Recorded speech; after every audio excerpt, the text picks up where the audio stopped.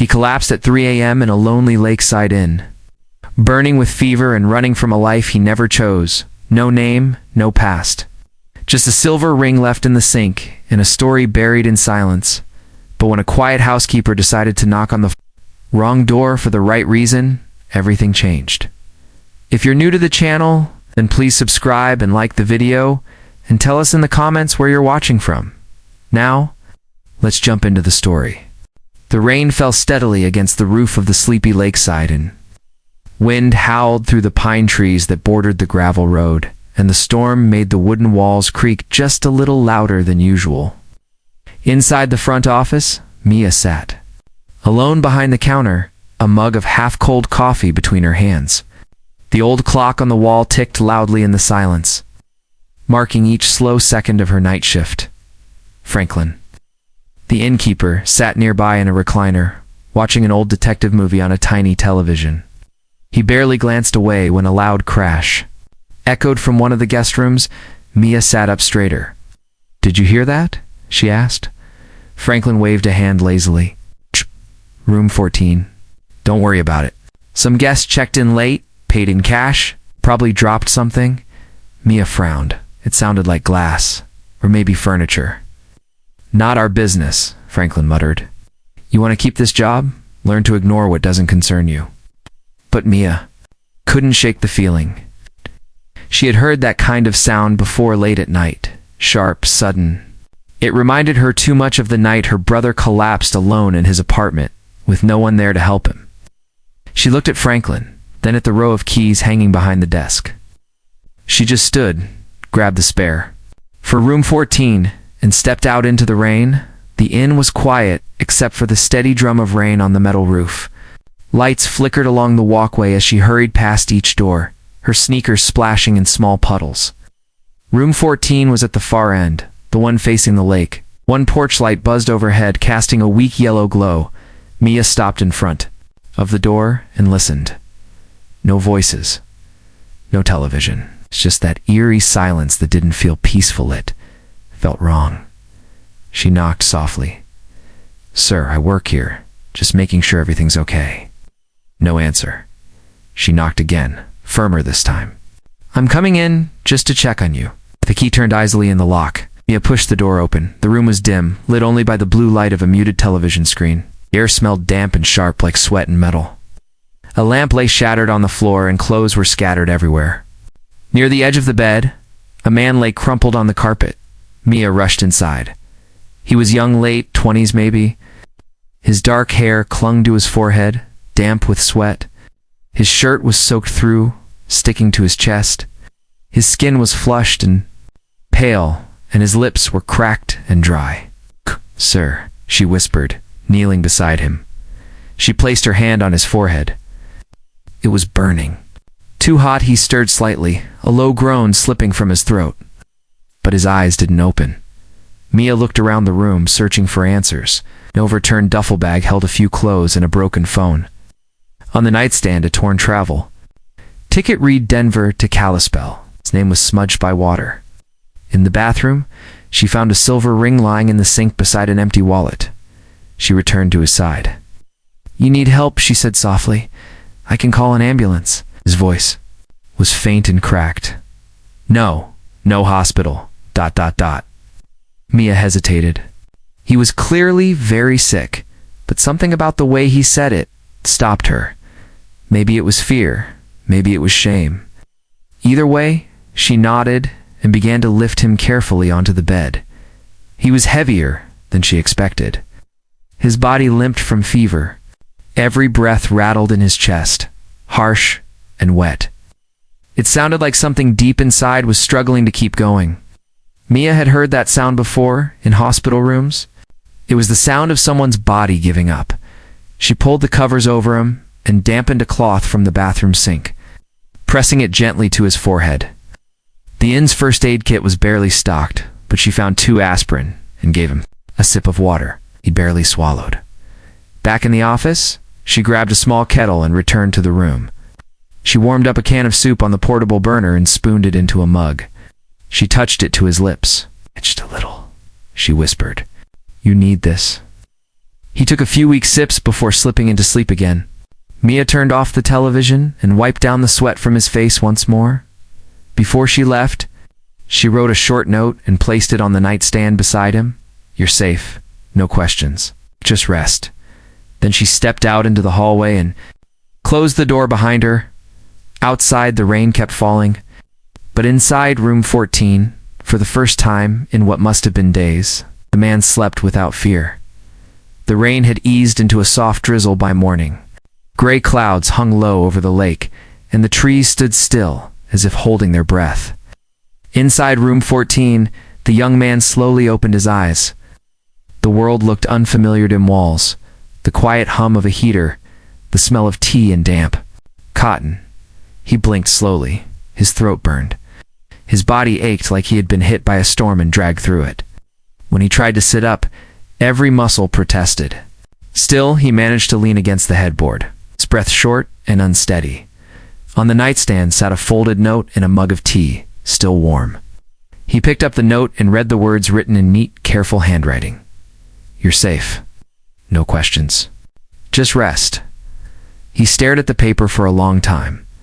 That evening, Mia returned with fresh towels and a small bowl of soup. She knocked once before entering. "You're awake," she said softly. He nodded. His voice came out rough. "I don't know what to say. You don't have to," she replied, placing the soup on the table. "Just eat something if you can." He looked at her, really looked. She wore a worn flannel shirt, sleeves rolled up, hair tied back in a loose bun. There was no pity in her eyes, only calm. The kind that made him feel like he could breathe.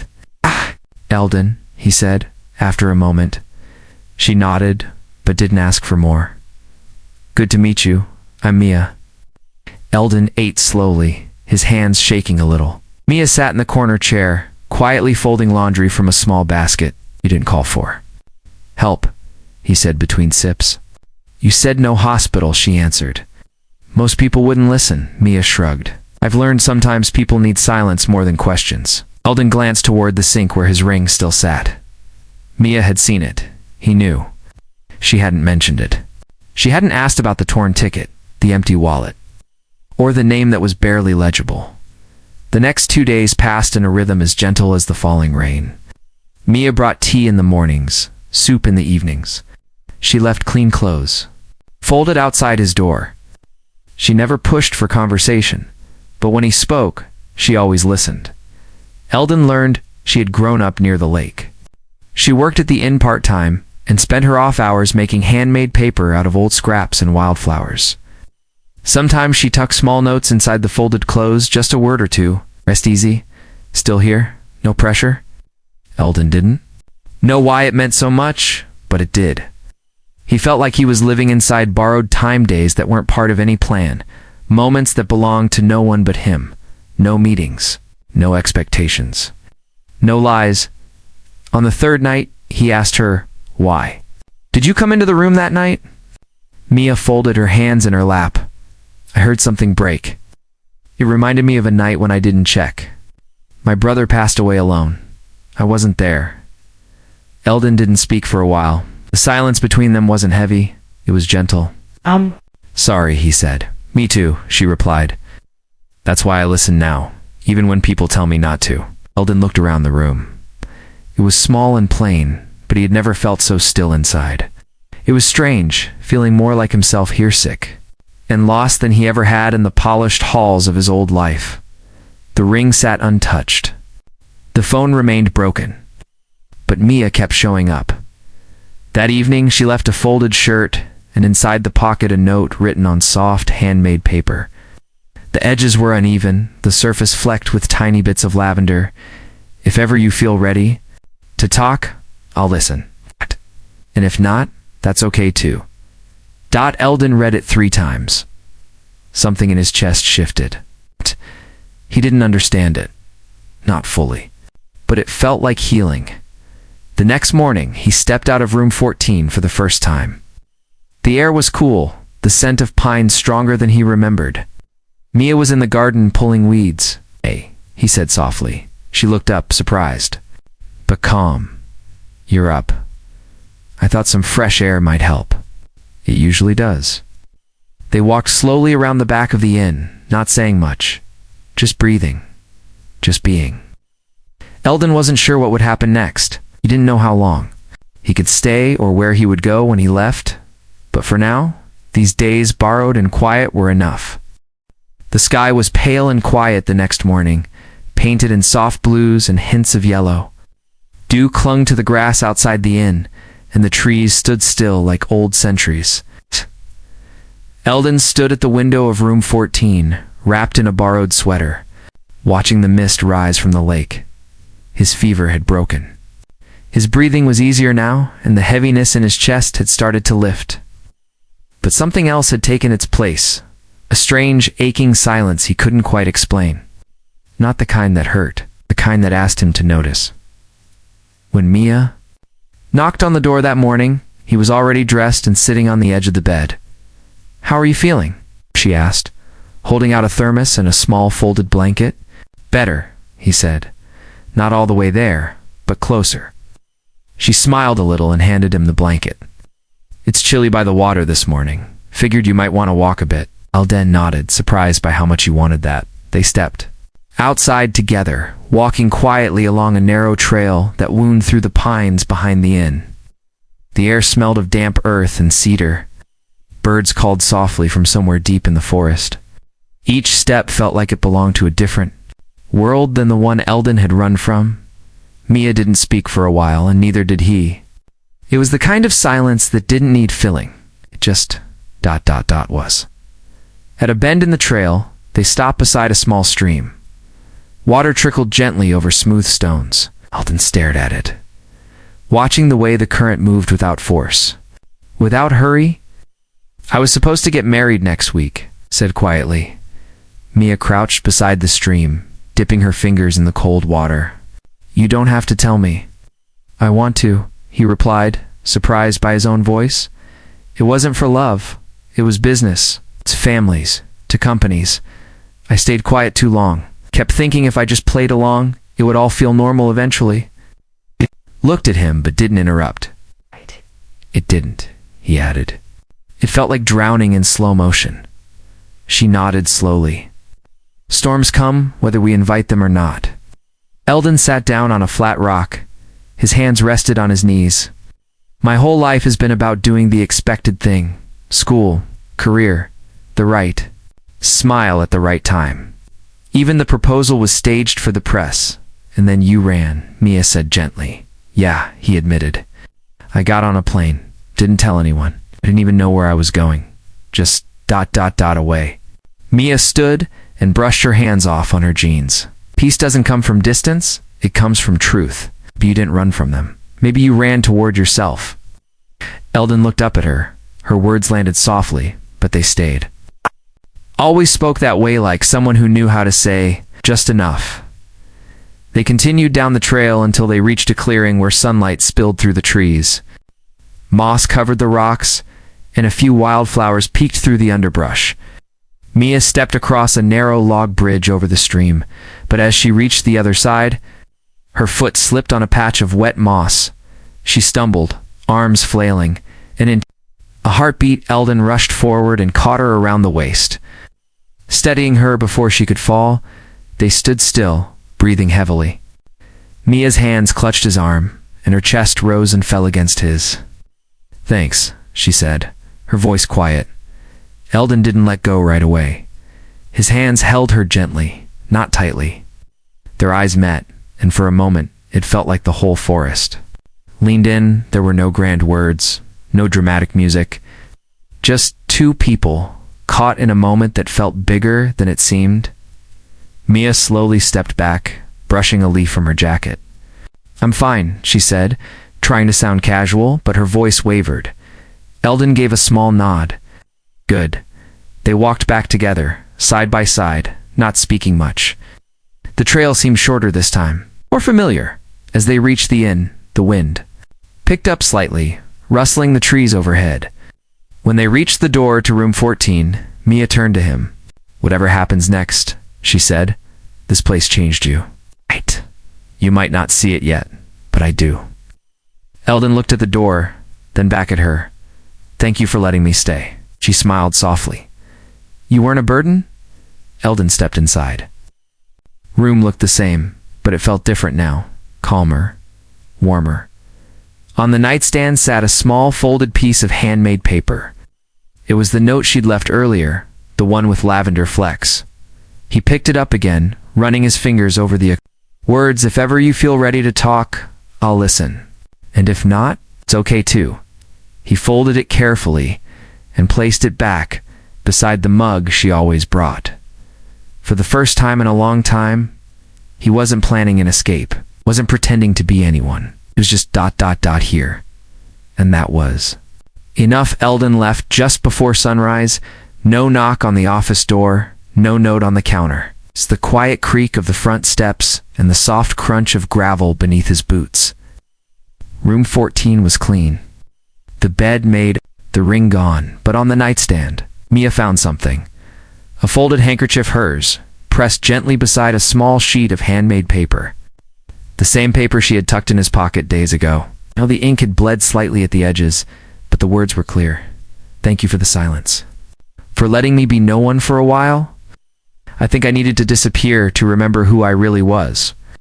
Your stillness saved me in a way noise never could. Eldon. Mia stood in the doorway for a long time. The breeze came through the cracked window, carrying the scent of pine and something new, maybe spring, maybe closure. She didn't cry, she didn't speak, but her fingers lingered on the folded cloth as if holding something far more valuable than fabric. 3 weeks passed. The inn returned to its slow rhythm. Guests came and went, the rain faded into sun, and the lake shimmered like it had never seen a storm. Mia swept the hallways, washed linens, and left fresh tea outside every door, including room 14. She never expected him to come back. People like Eldon, people with names that meant something in the world, rarely circled back to quiet places. And she didn't need him to. She had offered help with no strings attached. That was enough. Then one evening, the bell above the front door rang. It was nearly dusk. The sky outside was streaked with soft orange, and Mia had just finished sorting the key rack when she heard it. She looked up and froze. He stood in the doorway, damp from the mist, wearing a dark sweater and worn jeans. He looked the same, but something in his eyes had changed. The tension was gone, the edges softer, like someone who had finally exhaled after holding their breath too long. Eldon, she said quietly.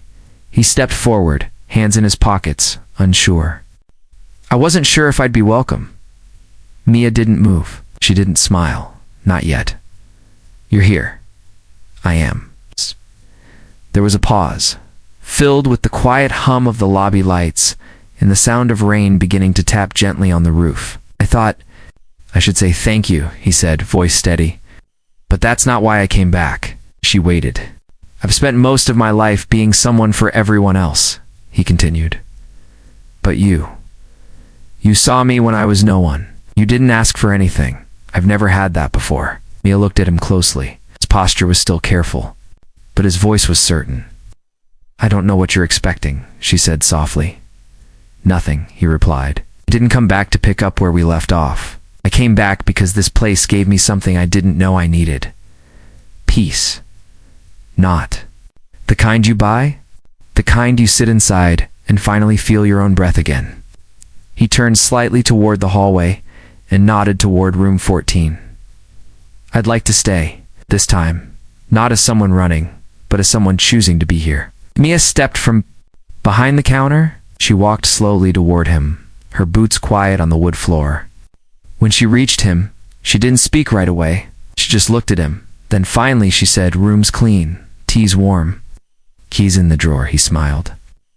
Not the kind people wear for photographs or interviews. It was the kind that crept in slow and honest. She handed him the key. You remember where it is? I do. He turned down the hallway, but paused at the door. And Mia? Yeah, I came back for you too. She didn't answer, not with words, but she walked with him, side by side, until they reached the door. It creaked open like it always had, but the air inside felt new. A small vase of white heather sat on the table. 2 bowls of soup steamed beside it. They ate quietly across from each other. He told her about the letters he never sent. She told him about the stories she never finished. And when the night grew deep, they didn't speak of the past. They just sat in the comfort of the present. In the weeks that followed, Eldon stayed. He painted the back porch. He fixed the shed door. They turned the old storage room into a paper studio where Mia taught him how to press flowers into the pulp and dry the sheets in the sun. He wrote a Gantt notes, letters, memories. Not for press, not for approval. Just to understand himself better. And every time he handed her a new page, it was written on the same kind of paper she had once left folded in a shirt pocket. One evening, as the light faded behind the trees, Mia sat at the desk in room 14. She picked up a fresh sheet and began to write. Peace doesn't always speak loudly. Sometimes it just stays when we do. She folded it, placed it by the window, and looked out at the stars beginning to appear. Behind her, footsteps approached. Quiet ones. Familiar, Eldon entered, holding 2 mugs of tea. He set one beside her and sat down without a word. Outside, the lake was calm. The trees swayed gently. The world had stopped rushing. And for the first time, they weren't waiting for anything. They were simply here, together.